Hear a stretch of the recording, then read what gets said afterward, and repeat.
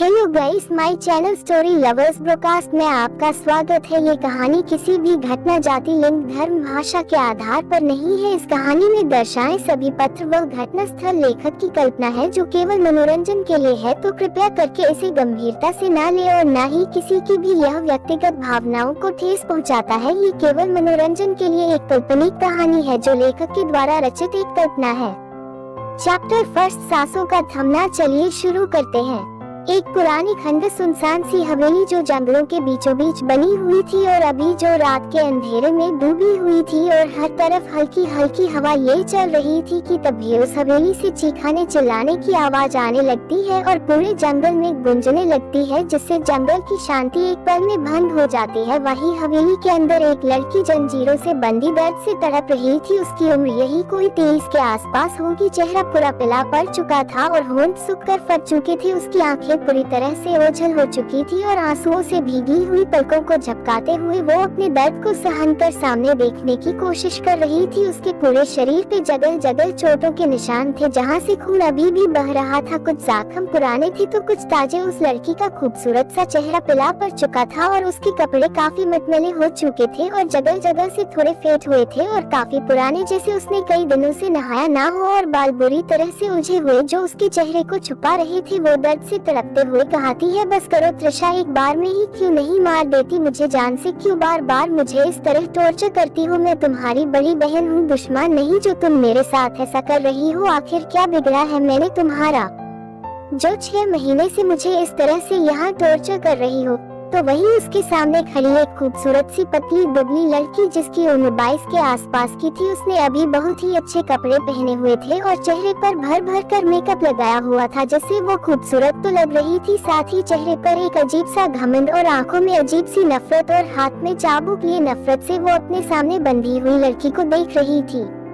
त्रिशा अपने हाथ से चाबुक फेंकते हुए गुस्से से भरकर कहती है, बहुत जुबान चलने लगी है तेरी, लगता है तो मेरा ट्रीटमेंट भूल चुकी है। बोल तो याद दिलाऊं। और फिर नफरत से भरकर अबीरा के बालों को बेरहमी से पकड़ गुस्से से खींचते हुए कहती है, नहीं हूँ मैं तेरी बहन, मैंने तुम्हें आज तक कभी भी अपनी बड़ी बहन मना ही नहीं। नफरत करती हूँ मैं तुमसे सिर्फ और सिर्फ नफरत इतनी कि तुम्हें दर्द में तड़पता हुआ देखकर ही मुझे सुकून मिलता है। और बात रही बिगड़ने की, तो ये बोलो कि क्या बिगड़ा है तुमने मेरा? ये बोलो कि क्या नहीं बिगड़ा है तूने मेरा? तूने वापस आकर ही बहुत बड़ी गलती कर दी। अगर तुम वापस आती ही नहीं तो तेरा यहाँ ये हाल भी नहीं होता और ना ही मुझे ये सब कुछ करना पड़ता। आखिरकार तूने वापस आकर ही ये सब अपनी किस्मत में लिखा है। तेरी वजह से ध्रुव आज भी मुझसे प्यार नहीं करता, बस तेरा ही नाम लेता रहता है। मैंने कितनी कोशिश की लेकिन फिर भी मेरे साथ होकर भी वो हर पल बस तेरे बारे में ही सोचता रहता है। तो भला क्यों ना करूं मैं तुझसे नफरत? तूने मुझसे मेरा सब कुछ छीन लिया, मॉम, डैड, मेरी कंपनी और ध्रुव को भी, जिससे मैं इतना प्यार करती थी। जबकि तेरी शादी उस आदित्य राणा से हो चुकी थी और तू शादीशुदा होने के बाद भी तूने मेरे ध्रुव का पीछा नहीं छोड़ा।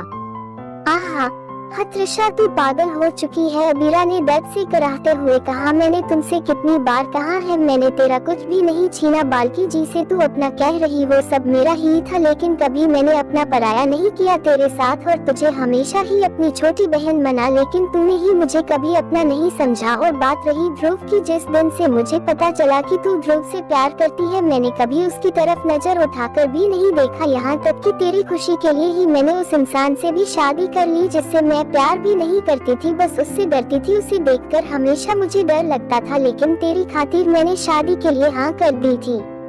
तो त्रिशा मुंह बनाते हुए कहती है, तो इसमें कौन सा तूने मुझ पर एहसान कर दिया? उल्टा मेरी ही मुसीबत बढ़ गई। क्या सोचा था मैंने और क्या हो गया था? मुझे तो लगा था वो सन की पागल आदित्य राणा तेरी जिंदगी नरक से भी बदतर बना देगा, लेकिन वो तो खुद ही तेरे प्यार में बावला निकला। उसकी वजह से मेरे ना जाने कितने ही प्लान फ्लॉप हो गए और वो हमेशा ही मेरे सामने तेरी ढल बनकर खड़ा हो गया। अवेरा त्रिशा के मुंह से आज फिर से आदित्य का जिक्र सुन दर्द उसकी आंखों में उतर आता है। वो दर्द से मुस्कुराते हुए कहती है, बस करो त्रिशा, और कितना झूठ बोलोगी तुम? वो मुझसे कोई प्यार व्यार नहीं करता था, बल्कि वो तो तुम्हारी तरह ही मुझसे नफरत करता था। मेरी जैसी गांव की गवार से उसकी शादी हो गई, इस बात का गुस्सा वो मुझ पर हर रोज उतरता था। उसने कभी भी मुझे सुकून से 2 पल रहने नहीं दिया। जब से उससे मेरी शादी हुई थी उसने मुझे अपने घर में कैद कर दिया था, जैसे मेरा कोई वजूद ही ना हो, और मेरे सपनों को भी रोंद कर मिट्टी में मिला दिया था। और इतना ही नहीं, हमेशा ही मुझे मारता पिटता रहता था, मेरे साथ जबरदस्ती करता। वो इंसान नहीं जानवर था। ये बोलते हुए अबीरा की आंखों से आंसू और भी ज्यादा बुरी तरह से बहाने लगते हैं। लेकिन वो जैसा भी था, तुम्हारी जैसी नागिन से तो बहुत अच्छा ही था, जो दूध पिलाने वाले को तो नहीं डसता था। मैंने तुम्हें पूरे दिल से अपनी सागी बहन से बढ़कर मना था, लेकिन तुमने क्या किया, मेरी जिंदगी बर्बाद करने में कोई कसर नहीं छोड़ी तुमने। यहाँ तक कि तुमने तो मॉम डैड की भी जान ले ली और सारा इल्जाम मुझ पर लगा दिया, जिन्होंने तुम्हें बचपन से पला और अनाथ होने का एहसास तक कभी नहीं होने दिया। लेकिन तुमने क्या किया, अपनी नफरत के चलते छी। तो त्रिशा गुस्से से अबीरा के बलों को झटकते हुए चिल्लाती है, हाँ तो मैंने मारो उन दोनों बुद्ध बुढ़िया को। आखिर दोनों ने मेरी नाक में दम जो कर रखा था, तो भला जान से न मरती तो क्या करती उन्हें। आखिर मेरा सब कुछ तेरी जैसी गांव की गवार को जो दे रहे थे, तो भला मैं चुप कैसे बैठती, जबकि सब कुछ मेरा ही था। इतने सालों से मैं उन दोनों के साथ थी, उनकी लली बनकर, लेकिन जैसे ही उन्हें उनकी सगी बेटी यानी कि तू मिली, वो मुझे एक पल में भूल गई। ये बोलते हुए त्रिशा अबीरा का जबड़ा पकड़कर दबाते हुए नफरत से उसे देखती है। आखिर इतने सालों का प्यार जो उन्होंने सिर्फ मुझे किया, लेकिन तेरे लिए तो उन्होंने मुझे बिल्कुल दूध में गिरी मक्खी की तरह से एक पल में निकाल फेंका और सब कुछ तेरे नाम कर दिया। तो उन्हें मरना तो था ही। आखिर वो सब कुछ जो मेरा था वो तुझे कैसे दे सकते थे। लेकिन तू सच में कितनी बेवकूफ थी, अपनी आंखों के सामने सब कुछ होते हुए भी अंधों की तरह मेरी हर एक बात पर आंख बंद करके भरोसा किया। देख आज उसका क्या नतीजा है और तेरी क्या हालात। ये बोल त्रिशा जोर जोर से हंसने लगती है, तो अबीरा दर्द से छटपटाते हुए कहती है, तो अब क्या चाहती है तू मुझसे, सब कुछ तो छीन लिया तूने मेरा मुझसे, और मॉम डैड को भी मार डाला, प्रॉपर्टी अपने नाम करवा ली सारी। अब मेरे पास बचा ही क्या है, मुझे भी मार दो। आखिर क्यों रखा है मुझे इतने दिनों से जिंदा, आखिर मैं इस नरक की जिंदगी से थक चुकी हूँ, अब मैं और जीना नहीं चाहती। त्रिशा अबीरा को दर्द में तड़पता हुआ देख बहुत ही सुकून महसूस कर रही थी। आखिर उसे तिल तिल तड़पता हुआ देखने के लिए तो उसने उसे आज तक जिंदा रखा था। वो हंसते हुए कहती है, इतनी भी क्या जल्दी है तुम्हें मरने की, वैसे भी मेरा दिल नहीं भरा है तुमसे खेलकर, अभी तो मैं और भी तुम्हें तड़पता हुआ देखना चाहती हूँ। आखिर तुम्हें दर्द में तड़पता हुआ देखकर ही तो मुझे राहत मिलती है, तो भला मैं तुम्हें इतनी जल्दी और आसानी से कैसे मरने दे सकती हूँ। आखिर तुझे तो अभी और तड़पना है। ये बोल त्रिशा 4 से 5 थप्पड़ अबीरा के गालों पर लगा देती है तड़ातड़, जिससे अबीरा का चेहरा आग की तरह जलने लगता है। उसका पूरा चेहरा बुरी तरह से लाल पड़ जाता है। वैसे भी उसमें जान नहीं थी, क्योंकि वो बहुत कमजोर हो चुकी थी। त्रिशा उसे जानवरों से भी बदतर खाना खिलाती थी और एक अजीब सा इंजेक्शन हमेशा ही लगाती थी, जिससे उसकी पूरी बॉडी बहुत टाइम के लिए सुन पड़ जाती थी और पैरालाइज हो जाती थी। और त्रिशा का जब मन करता वो यहाँ आती और अबीरा को बुरी तरह से टॉर्चर करती, उसे जानवरों की तरह मारती पीटती और बिल भरने के बाद पागलों की तरह हंसने लगती और उसे उसकी एक एक गलतियां गिनाने लगती है कि कैसे उसने अपनी बेवकूफी के चलते कहां से कहां आ गई। अबीरा की आंखें धीरे धीरे कर बंद होने लगी थी, क्योंकि त्रिशा ने उसे बहुत टॉर्चर किया था। त्रिशा अबीरा को कुछ न बोलता देख उसके बलों को अपनी मुट्ठी में भरते हुए खींचकर उसके चेहरे को ऊपर करती है और उसके पीले पड़े चेहरे को थपथपाते हुए कहती है, क्या हुआ, बेहोश हो गई क्या फिर से? अरे नहीं, अभी मुझे फिर से वही करना पड़ेगा जिसमें मैं बिल्कुल भी रहम नहीं खाती। ये बोलते हुए उसके चेहरे पर तिरछी मुस्कुराहट आ जाती है और वो अपने पीछे खड़े गुंडों की तरफ देख कुछ इशारा करती है, जो ना जाने कब से त्रिशा की बेरहमी देख रहे थे कि ये लड़की कितनी जालिम है। कि तभी उनमें से एक आदमी जल्दी से बाल्टी भरकर ठंडा पानी लेकर आता है और वो एक ही बार में अबीरा पर वो पानी डाल देता है, जिससे अबीरा खलबलाते हुए ठंडा पानी अपने जिस्म पर पड़ते ही धीरे धीरे कर होश में आने लगती है और अपनी आंखें खोलती है और फिर से उसकी आंखों के सामने मुस्कुराती हुई त्रिशा नजर आती है, जो उसकी ऐसी हालात पर हंस रही थी। वही अबीरा का सर बुरी तरह से घूम रहा था। उसे अपने पूरे शरीर में सिर्फ तेज दर्द ही महसूस हो रहा था और वो बुरी तरह से ठंड से कांप रही थी। कि तभी वहाँ पर किसी के तेज कदमों की आवाज आती है और त्रिशा पीछे मुड़कर मुस्कुराते हुए देखती है तो लावण्य खड़ी थी, अबीरा की बेस्ट फ्रेंड, जिस पर अबीरा ने आंख बंद करके भरोसा किया। लेकिन यहाँ लावण्य को देख अबीरा को कोई झटका नहीं लगता, क्योंकि अबीरा उसका पहले ही असली चेहरा देख चुकी थी कि वो कितनी गिरी हुई और मतलबी लड़की थी और त्रिशा के हर गुनाह में बराबर की हिस्सेदार थी। इसीलिए तो वो न जाने कब से त्रिशा के साथ मिलकर उसे बर्बाद कर रही थी और उसका दोस्ती का नाटक भी झूठा था, यहाँ तक कि त्रिशा के कहने पर ही उसने उससे दोस्ती की थी। लावण्य घबराते हुए त्रिशा के पास आती है और लंबी गहरी सांस लेते हुए कहती है, यार बहुत बड़ी प्रॉब्लम हो गई है, उसे पता चल गया है। त्रिशा लावण्य को शांत कराते हुए कहती है, किसे क्या पता चल गया है और तू इतनी घबराई हुई क्यों है, आखिर हुआ क्या है? तो लावण्य परेशानी के साथ कहती है, वो आदित्य राणा है, उसे सब कुछ पता चल गया है। ये बोल लावण्य नफरत से अबीरा को एक नजर देखकर कहती है, इस मनहूस के उस कोल्ड हस्बैंड को हमारे बारे में सब कुछ पता चल गया है और ये भी कि ये चुड़ैल मरी नहीं जिंदा है और वो यही आ रहा है, किसी भी वक्त पहुंचता ही होगा। अब हम क्या करें? वो हमें जिंदा नहीं छोड़ेगा, जान से मार देगा। लावण्य पैनिक करते हुए हल्की हल्की कांपने लगती है, लेकिन त्रिशा लावण्य की ये बात सुन बिल्कुल भी परेशान नहीं होती, बल्कि वो तो बिल्कुल कूल डाउन नजर आ रही थी, जैसे उसे ये सब कुछ पहले से ही पता हो। त्रिशा लावण्य के चेहरे पर उंगली घूमते हुए मुस्कुरा कर कहती है, तू भी ना बेबी डॉल, इतनी सी बात के लिए इतना ज्यादा घबरा रही हो? वो जिंदा तो आएगा पर लौट कर नहीं जाएगा, देखना अब मैं कैसे एक तीर से दो शिकार करती हूँ। जो मैंने तुम्हें कहा था वो तो लेकर आई तो हो ना? लावण्य हाँ में अपना सिर हिलाती है, जिससे त्रिशा के चेहरे पर मुस्कुराहट और बड़ी हो जाती है और वो लावण्य के बैग को देखते हुए कहती है, खेल तो अब शुरू होगा असली, क्योंकि हमारे पास तो हुकूम का इक्का है और वैसे भी हमने यहाँ जंगल में जगह जगह जाल बिछाए हैं, अगर कोई आएगा भी तो यहाँ तक पहुँचते ही उसकी हालात बद से बदतर हो जाएगी। ये बोल त्रिशा अबीरा की तरफ देखती है, वही अबीरा को समझ नहीं आ रहा था कि आदित्य भला यहाँ क्या करने आ रहा है। वो तो उससे नफरत करता था ना, तो वो भला उसके लिए यहाँ क्या करने आ रहा है? वो भी अपनी जान खतरे में डालकर अबीरा को कुछ भी समझ नहीं आ रहा था। कुछ देर बाद उस हवेली में एक बार फिर से किसी की आवाज गूंज उठती है, अबीरा कहाँ हो तुम? अबीरा वो लड़का देखने में काफी ज्यादा हैंडसम और गुड लुकिंग था, उसकी उम्र यही कोई 28 के आसपास की रही होगी। देखने में वो हट्टा काटा लंबा चौड़ा इंसान था, लेकिन उसके चेहरे के भाव बिल्कुल उसकी पर्सनैलिटी की तरह ही बिल्कुल कठोर थे। वो अपनी चिलसी नजरें इधर से उधर घूमते हुए हर एक चीज को अच्छी तरह से देख रहा था, लेकिन उसे यहाँ कोई भी नजर नहीं आ रहा था कि तभी उसे कुछ खून के धाबे दिखाई देते हैं और वो आगे बढ़ने लगता है कि तभी उसे पीछे से किसी की जोर जोर से हंसने की आवाज आती है। तो वो पीछे मुड़कर देखता है तो उसकी आंखें छोटी हो जाती है। वहीं उसके सामने त्रिशा हंसते हुए कहती है, वेलकम बैक जीजा जी, क्या बात है, बहुत जल्दी पहुँच गए आप यहाँ? मुझे तो लगा अभी आपको कम से कम 10 से 15 मिनट तो लग ही जाएंगे। त्रिशा ने अपनी घड़ी में टाइम देखते हुए कहा, लेकिन आप तो समय से पहले ही आ गए, लगता है समय के बड़े पाबंद हैं। आदित्य गुस्से से त्रिशा की ओर बढ़ते हुए उसकी गर्दन अपने एक हाथ से पकड़ाते हुए दबाकर कहता है, मुझे सब पता चल गया है कि सारे फसाद की जड़ तुम ही हो। कहाँ है मेरी अबीरा? बताओ मुझे अभी के अभी, नहीं तो मैं तुम्हें जान से मार दूंगा। तो त्रिशा, जिसकी गर्दन पर आदित्य की पकड़ कसती जा रही थी, वो उसके हाथ को अपनी गर्दन से छुड़ाते हुए अपनी टूटी फूटी आवाज में खसते हुए कहती है, छोड़ो मुझे, नहीं तो अबीरा को तुम कभी नहीं देख पाओगे। जिससे आदित्य की पकड़ त्रिशा की गर्दन पर ढीली हो जाती है। तो त्रिशा मौके का फायदा उठाकर आदित्य को खुद से दूर धक्का देते हुए कहती है, क्या हुआ जीजा जी, बहुत गुस्सा आ रहा है आपको? वहीं आदित्य, जो एक कदम त्रिशा से पीछे हो गया था, वो गुस्से में भरकर त्रिशा पर चिल्लाते हुए कहता है, तुम अपनी गंदी जुबान से मुझसे अपना कोई रिश्ता मत जोड़ो और ये बताओ अबीरा कहाँ है, नहीं तो आज का ये दिन तुम्हारा आखिर दिन होगा।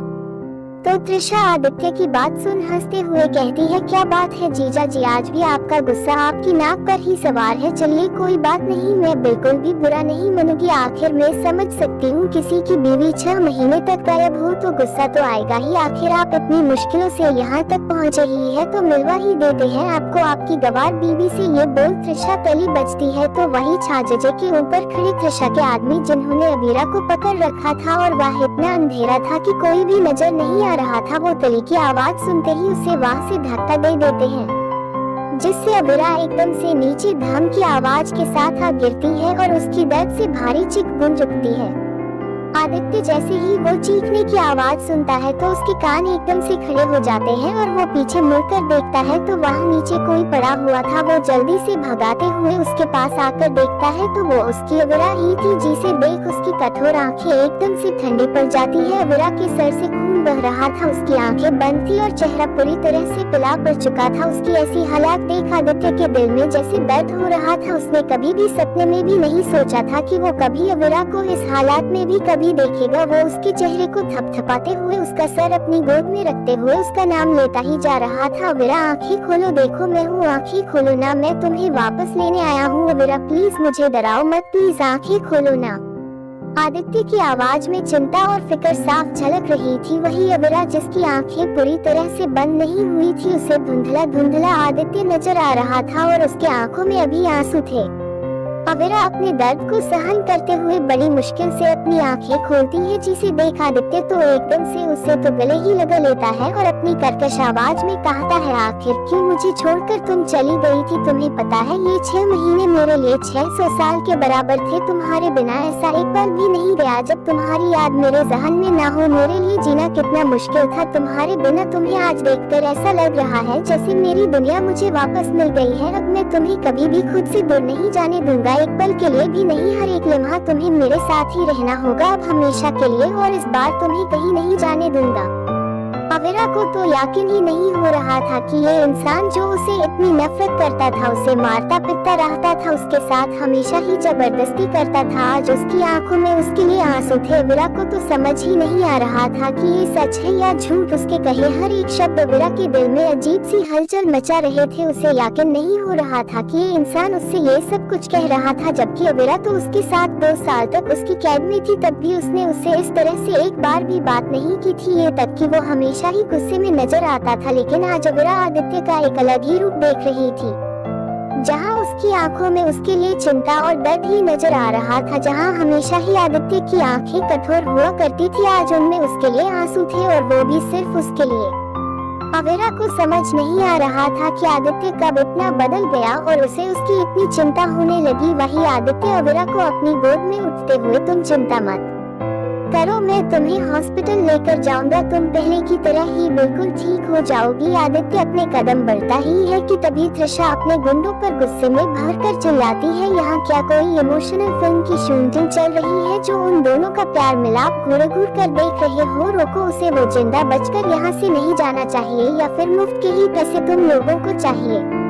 तो त्रिशा के गुंडे अब एक्शन मोड में आ जाते हैं और वो आदित्य को मरने के लिए आगे बढ़ते हैं। तो भला आदित्य भी कहाँ पीछे रहने वाला था। वो एक जगह आराम से अबीरा को बिठाते हुए कहता है, बस कुछ देर और फिर हम हॉस्पिटल चलेंगे। और फिर आदित्य है एक एक कर त्रिशा के सभी गुंडों को मार मार के धराशाही कर देता है, जिससे अब त्रिशा भी घबराने लगती है, क्योंकि आदित्य ने उसके आधे से ज्यादा गुंडों को मार दिया था और वो अभी भी एक एक कर सभी को मारकर नीचे गिरा रहा था।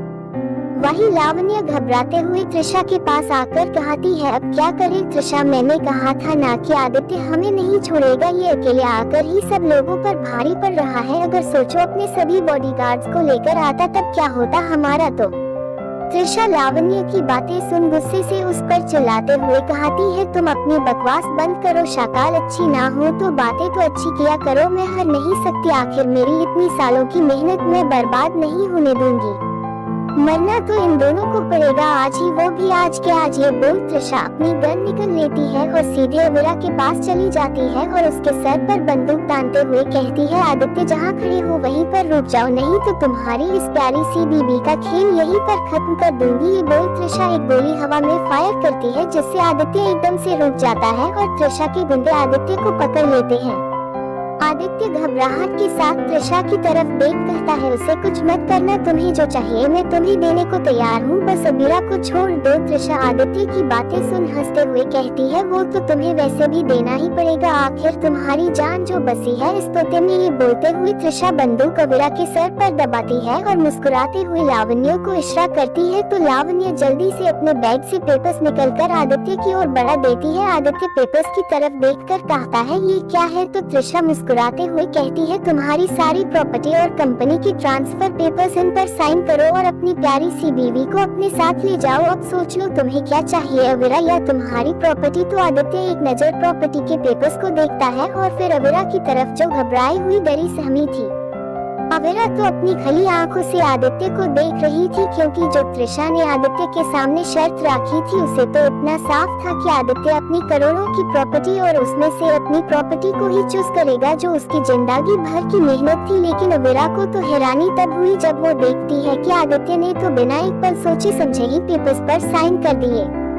वो साइन करते ही कहता है, मैंने साइन कर दिए हैं त्रिशा पेपर्स पर, अब अवीरा को छोड़ दो। तो त्रिशा तिरछा मुस्कुराते हुए कहती है, आखिर इतनी जल्दी भी क्या है जीजा जी, और वैसे भी मैंने ये थोड़ी ना कहा था कि पेपर्स पर साइन होते ही अवीरा को छोड़ दूंगी, ताकि तुम दोनों यहाँ से निकलने के बाद सुकून से चैन की जिंदगी जियो एक साथ। ऐसा तो कभी नहीं होगा, और वैसे भी यहाँ से निकलने के बाद तो तुम मुझे नहीं छोड़ोगे बिल्कुल भी, और न ही मैं इस अवीरा को कभी भी चैन की जिंदगी जीने दूंगी, न ही खुद की बर्बादी होने दूंगी। जिस तरह मैं अपने प्यार के लिए तड़प रही हूँ, इस अवीरा को भी तड़पना होगा जिंदगी भर। उसके लिए तुम्हें मरना पड़ेगा, ताकि इसे भी तो पता चले कि तुम इससे कितना प्यार करते हो। सच कह रही हूँ, तुम्हारे मरने के बाद मैं इसे यहाँ से जाने दूंगी, क्योंकि तुम्हारे बिना ये कुछ भी नहीं कर पाएगी। तो बोलो, क्या तुम इसके लिए अपनी जान दे सकते हो? आदित्य गुस्से से चिल्लाते हुए कहता है, ठीक है फिर, लेकिन इस बात की क्या गारंटी है कि तुम सच कह रही हो और अवीरा को यहाँ से जाने दोगी? तो त्रिशा हंसते हुए, वो तो तुम्हारे ऊपर है मनाना या ना मनाना, क्योंकि मेरे पास इतना टाइम नहीं है कि मैं यहाँ पर तुमसे या फिर इससे बकवास करके बर्बाद करूँ। वैसे भी मेरी बंदूक में पूरी की पूरी 6 की 6 गोलियां हैं, जो कि मैं एक ही बार में इसके भेजे में पूरी की पूरी उतार दूंगी। ये बोल त्रिशा ट्रिगर पर उंगली रख देती है और मुस्कुराते हुए कहती है, आखिरी गुड बाय बोल दो, क्योंकि तुम्हें तो इसकी जान प्यारी ही नहीं ना। लेकिन तभी आदित्य एकदम से कहता है, नहीं रुको, तुम जैसा कह रही हो मैं करने को तैयार हूँ, प्लीज उसे कुछ मत करो। ये सुनकर तो त्रिशा के चेहरे पर मुस्कुराहट आ जाती है। वहीं अवीरा आदित्य की बातें सुन रोते हुए उसे मना करते हुए कहती है, प्लीज आदित्य, मेरे लिए तुम अपनी जान खतरे में मत डालो, चले जाओ यहाँ से। मैंने तुम्हारे साथ बहुत बुरा किया है, मेरे लिए खुद को कुर्बान मत करो, प्लीज चले जाओ यहाँ से, चले जाओ। अवीरा ये बोलते हुए जोर जोर से रोने लगती है। वही त्रिशा और लावण्य हंस रही थी। वही अवीरा को आज सही मायने में पता चला था कि जिसे वो नफरत करने लगी थी, असल में वही वो इंसान था जो उसे हद से भी ज्यादा बेहद प्यार करता था, जिसकी उसने कभी कदर नहीं की। वो उसके लिए आज अपनी जान भी देने को तैयार था। अवीरा के दिल में दर्द हो रहा था, उसे अपनी सारी गलतियों पर आज बहुत ज्यादा ही पछतावा हो रहा था, क्योंकि उसने आदित्य के प्यार को नहीं समझा और उससे हमेशा ही नफरत करती रही। लावण्य और त्रिशा आदित्य के खिलाफ उसके कान भारती गई और उसने सभी बातों को सच मान लिया और अपने ही रिश्ते को अपने ही हाथों से बर्बाद कर दिया। और आदित्य वही इंसान उसे सबसे ज्यादा प्यार करता था। आज अवीरा के दिल में आदित्य के लिए प्यार जाग रहा था और उसे त्रिशा की कही हर एक बात अब याद आने लगी थी, कि कैसे वो आदित्य के बारे में बताती थी कि आदित्य उसे पागलों की तरह ढूंढ रहा है और न जाने क्या क्या कर रहा है, उसके पीछे दीवाना बन बैठा है उसे ढूंढ निकालने के लिए। लेकिन अवीरा तो यही सोच रही थी कि शायद आदित्य उसे फिर से अपने पास का कैद करके रखना चाहता है, ताकि वो उसे परेशान कर सके और दिन रात टॉर्चर करे, और उसे उसकी कोई फिक्र नहीं है। लेकिन आज वो अपनी आंखों से देख रही थी कि आदित्य उसे कितना प्यार करता है। उसके लिए वो खुद मरने को भी तैयार है, जिससे ना चाहते हुए भी अवीरा की आंखों में आदित्य के लिए आंसू बेहिसाब बहाने लगते हैं। कि तभी त्रिशा एक खंजर आदित्य की तरफ फेंकाते हुए कहती है, आखिरकार इमोशनल ड्रामा बहुत हो गया, और वैसे भी देर किस बात की, ले लो अपनी जान और बचा लो अपनी इस प्यारी सी जान की जान। देखो कैसे मछली की तरह तड़प रही है तुम्हारे लिए, फिर प्यार भी ना दिल में आग लगा देता है। आदित्य एक नजर अवीरा को देखता है, जिसका चेहरा आंसुओं से भीगा हुआ था। आज उस सच में एक खुशी हो रही थी कि अवीरा की आंखों में आज उसके लिए आंसू है, वो उसके लिए रो रही है, जिससे कहीं ना कहीं आदित्य के दिल में किसी कोने में सुकून था कि जीते जीना सही, मरने के बाद तो उसे अवीरा का प्यार मिलेगा। लेकिन वह मरने से पहले आखिरी बार अपने प्यार का इकरार करना चाहता था और अवीरा को बताना चाहता था कि वो उससे कितना प्यार करता है। हर लम्हा हर घड़ी बस उसी का होकर रहना चाहता है। आदित्य खंजर उठते हल्की मुस्कुराहट के साथ अभीरा को देख कहता है, मेरे जाने के बाद तुम हमेशा खुश रहना, हमेशा मुस्कुराती रहना, क्योंकि मुस्कुराते तुम बहुत अच्छी लगती हो। मुझे पहली बार देखते ही तुमसे प्यार कर बैठा, लेकिन शायद अपने प्यार को सही से जता नहीं पाया, क्योंकि मुझे प्यार जाता ही नहीं आता, ना ही बताना। लेकिन आज मैं तुम्हें बताना चाहता हूँ कि मैंने सिर्फ और सिर्फ तुमसे ही प्यार किया है और मरने के बाद भी तुमसे ही करूँगा। अवीरा रोते, नहीं ऐसा मत करो प्लीज, मरना तो मुझे चाहिए, आखिर मैं इतनी बड़ी अंधी कैसे हो सकती हूँ, प्लीज ऐसा मत करो आदित्य, मुझे जीते जी ऐसी सजा मत दो, प्लीज आदित्य रुक जाओ। लेकिन आदित्य इसी मुस्कुराहट के साथ कहता है, आई लव यू अवीरा, हो सके तो अगले जन्म में भी मैं तुम्हारा ही होना चाहूँगा, तुम्हारे लिए ऐसी एक मौत क्या 1000 मौत मरने को भी तैयार हूँ, जिससे तुम्हें जिंदगी मिल सके। ये बोल अपनी आंखें बंद कर वो खंजर सीधे अपने पेट में घुसा देता है, क्योंकि अभी वो अवीरा का रोता हुआ चेहरा और नहीं देख सकता था।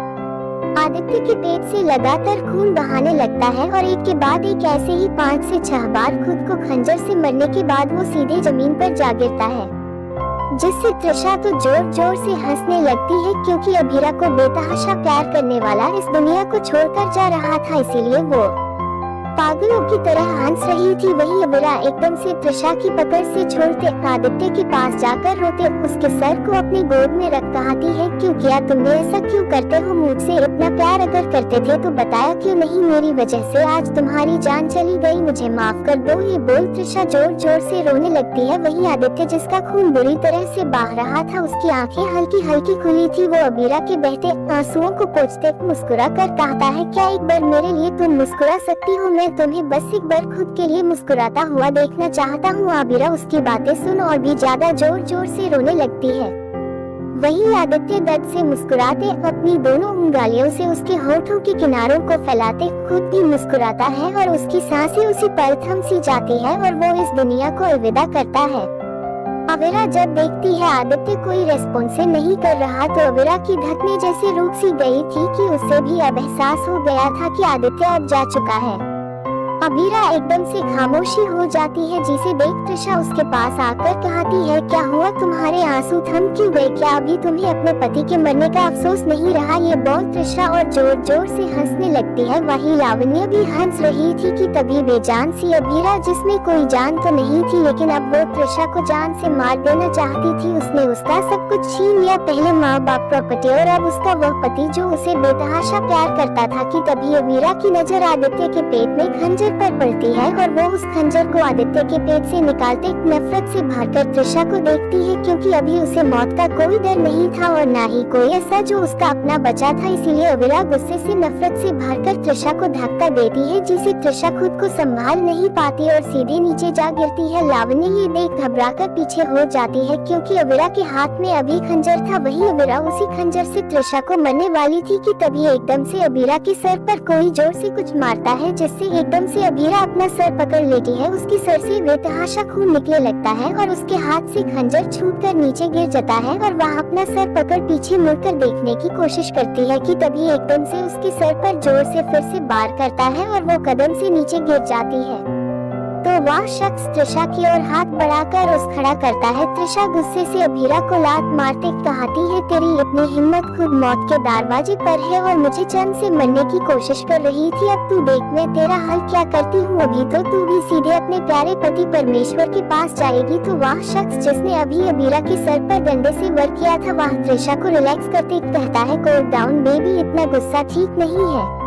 अभीरा अपनी बंद खुली आंखों से देखने की कोशिश कर रही थी कि आखिर किसने उस पर वार किया था। तो वो उस सामने खड़े आदमी के चेहरे पर मस्क देखती है, जिसका चेहरा मस्क के ढाका हुआ था और उसके बल उसके चेहरे पर रहे थे। लावण्य एकदम से त्रिशा के पास आकर कहती है, तुम ठीक तो हो ना। तो लावण्य गुस्से से मुंह बनाते कहती है, जिंदा हूँ, मरी नहीं हूँ। इसके हाथ में चाकू क्या देख लिया तुम तो घबरा कर ऐसे डर गई जैसे ये कोई बहुत बड़ी टॉप हो। अब तो यह मरेगी। यह बोल त्रिशा नफरत से कहती है, गुड बाय एनवाय बिग सिस्टर, और फिर अपने हाथ में बंदूक को पकड़ अवीरा पर गोली चला देती है।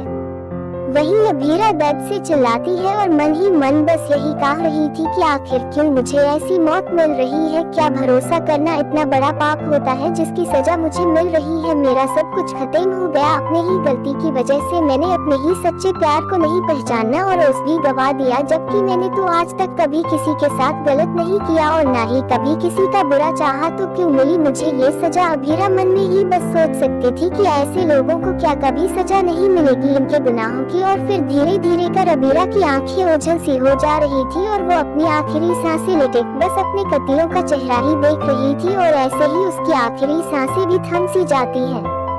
वहीं आसमान में भी अब भगवान की आंखें खुल चुकी थी। तेज हवाएं और तेज चलने लगती है। आसमान में अचानक से बादल छने लगे थे और जोर जोर से बिजली कड़कने लगी थी। त्रिशा हंसते कहती है, मेरे रास्ते के सारे कांटे साफ हो चुके हैं, अभी कोई नहीं बचा है, अभी सब कुछ हमारा है। ये बोल त्रिशा अपने सामने मस्क लगाए आदमी को देखती है और फिर लावण्य को और फिर वो तीनों ही जोर जोर से हंसने लगते हैं।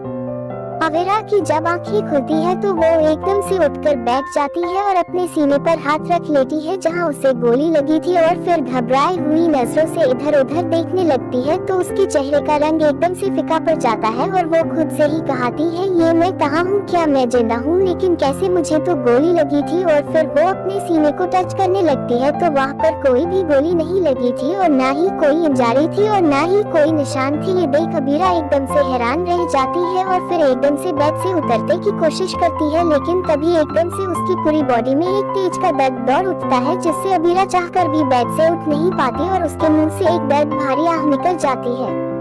वो दर्द से कसमसाते हुए खुद में ही बदबती है, ये मुझे इतना दर्द क्यों हो रहा है, ऐसा लग रहा है जैसे पूरी बॉडी दर्द से टूट रही हो। आखिर मेरे साथ हो क्या रहा है और आखिर मैं हूँ कहाँ। ये बोल अबीरा हैरानी से पूरे कमरे को देख रही थी और खुद में ही बड़बड़ा रही थी, आखिर मेरे साथ हो क्या रहा है। वो पूरा कमरा थोड़ा अजीब था क्योंकि उसके आसपास कई सारी मशीनें थी और वो किसी हॉस्पिटल रूम की तरह लग रहा था, लेकिन काफी ज्यादा बड़ा और 5 स्टार होटल की तरह था। अबीरा मन ही मन आखिर में यहाँ कैसे आए और कौन लेकर आया, मुझे यही सब सवाल अबीरा के दिमाग में घूम रहे थे कि तभी उसे किसी की आने की आहट सुनाई देती है, जिसे सुन अबीरा घबरा जाती है और उसे कुछ भी समझ नहीं आ रहा था तो वो जल्दी से चादर ओढ़कर सोने का नाटक करने लगती है कि तभी कमरे का दरवाजा खुलता है और कई सारे कदमों की आवाज एक साथ आने लगती है। एक कठोर पर्सनैलिटी वाला लड़का चलते हुए सबसे आगे था जिसने अभी एक बिजनेस टिक्सनो सूट पहना था। उसके चेहरे पर कोई भाव नहीं थे और उसके पीछे कई सारे डॉक्टर घबराए हुए आ रहे थे, जिनमें 2 फीमेल डॉक्टर थी और 3 मेल डॉक्टर और सभी के चेहरे पर 12 बजे हुए थे जैसे उनके साथ कोई शैतान हो और उन लोगों की आवाज उनके गले में अटकी हुई थी।